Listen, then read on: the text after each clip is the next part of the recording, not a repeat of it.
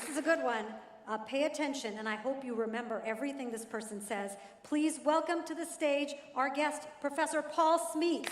Paul.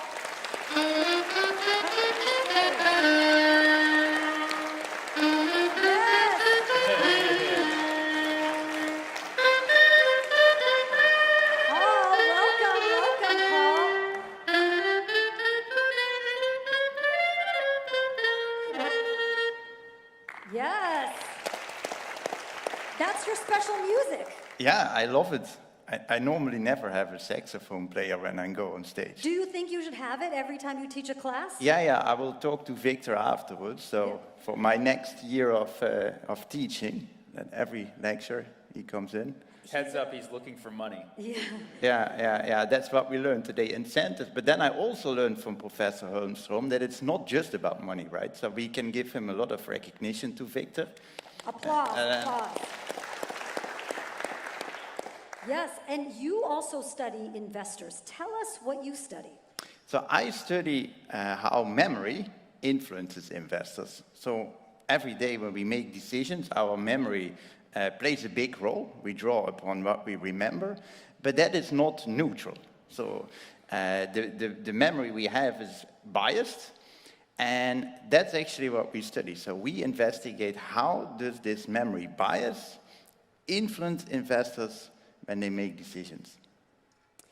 Are investors good at remembering what they did well and what they didn't do well? So what we did is we did an experiment, and in that experiment people could choose, investors could choose between two stocks, so let's call them stock A and stock B, and then we show them 12 outcomes of this stock. So they see like, oh, I had a gain, I had another gain, oh, now I had a loss for 12 periods.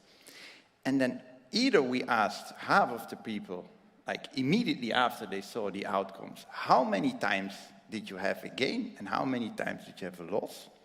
Or we asked another group after 1 week, and these people had time now to forget some outcomes that were maybe unpleasant to them.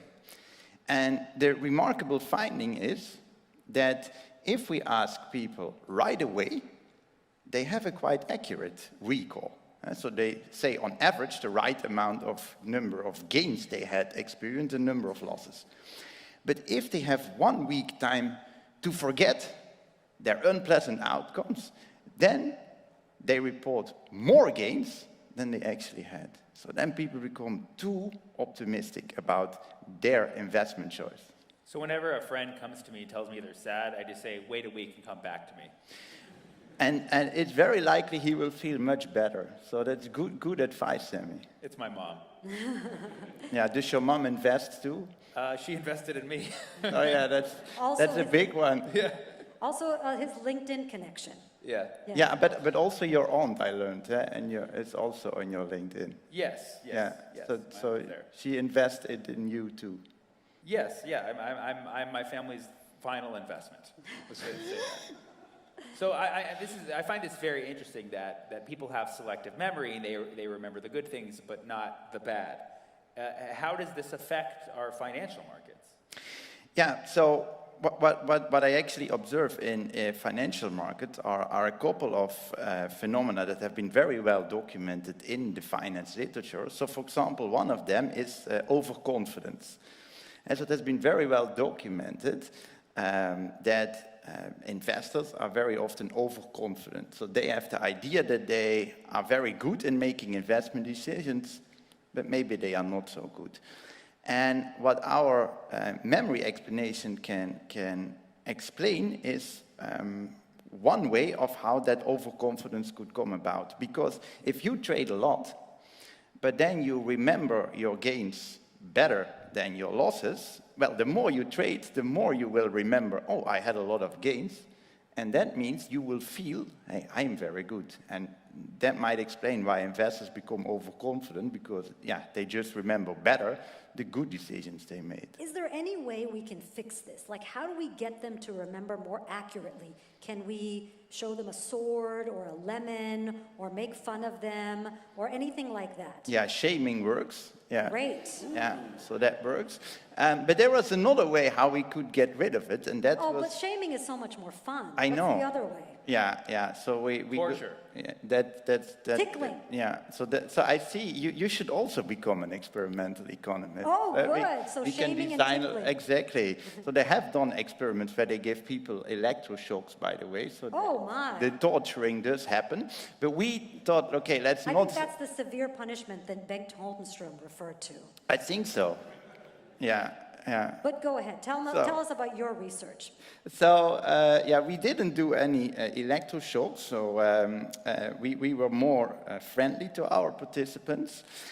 So we said, okay, we paid them in the first experiment that I explained, $8 if they gave a correct answer. So $8? $8. So let's say people out of these 12 outcomes had 4 gains and 8 losses.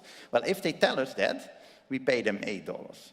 But now, we had a second experiment, and we said, okay, what happens if we increase the stake? Is it then really the case that people forget these outcomes?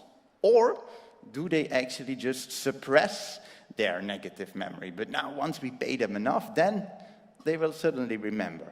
So now we decided we pay them $50. And if we pay them $50, the memory bias disappears. Amazing. Better than electroshock. I'm not sure whether it's better, so that's my next experiment. Next experiment. So people should pay their spouses to remember their anniversary. Yeah, you pay them or you shock them. That's sort of the 2 choices you have. Wait, Yeah. are you married? Fortunately not with all these Yes, electroshocks. good. Yeah. So no shocking. No, but I have a very positive memory bias about my dating life. So. Yes, very nice, very nice. Invest in this guy. We have to wrap up soon, but tell us where your research is going now so we can get people to remember through incentives. And what does that help us in terms of looking at our economic environment or how investors behave?